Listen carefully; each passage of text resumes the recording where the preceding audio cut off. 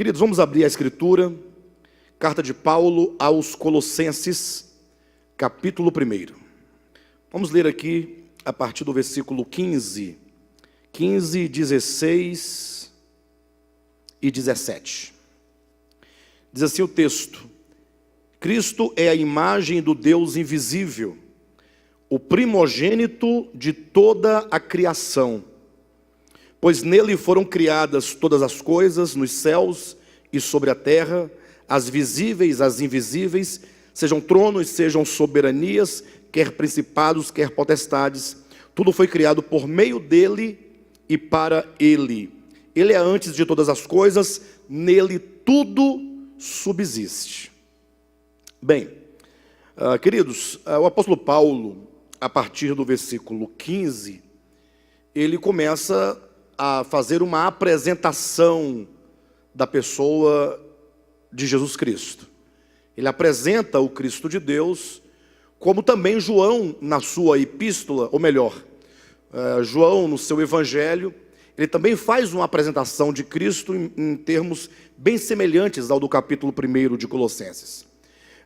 João, ele vai dizer assim, ele começa o seu evangelho dizendo: no princípio era o verbo estava com Deus, e o verbo era Deus.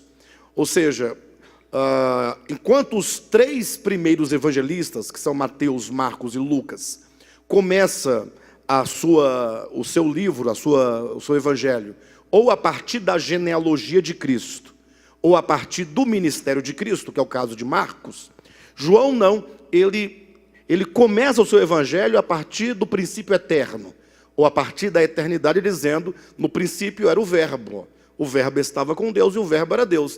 E ele passa então a fazer toda uma descrição da pessoa do Cristo de Deus, enquanto um ser divino, assim como também da obra, a obra de criação. Paulo, semelhantemente nessa epístola, ele começa a apresentar a Cristo aos seus leitores, ou imediatos, aos seus destinatários desta carta. E é importante que nós nos lembremos do contexto. Por que Paulo passa a apresentar a Cristo àquelas pessoas? Por que ele passa a falar de Cristo, dando detalhes acerca da pessoa e da obra de Cristo? Isso porque essa carta de Colossenses, ela visa alcançar a igreja de Colossos, no sentido de proteger o coração e a mente da igreja contra falsas doutrinas. Quando se fala de falsas doutrinas, é importante lembrar que todas as doutrinas falsas, sejam elas doutrinas de demônios ou doutrinas de homens, elas visam suplantar a pessoa de Cristo. Porque o conteúdo da verdade, da revelação, é o próprio Cristo. Então toda a revelação de Deus é Cristo. Cristo, ele revela o Pai aos homens.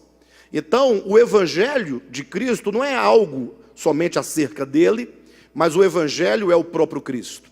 Então, qualquer coisa que fuja a essa premissa de que Cristo é tudo no Evangelho, e o Evangelho todo é o próprio Cristo, então é uma doutrina maligna, uma doutrina de homem ou uma doutrina de demônios.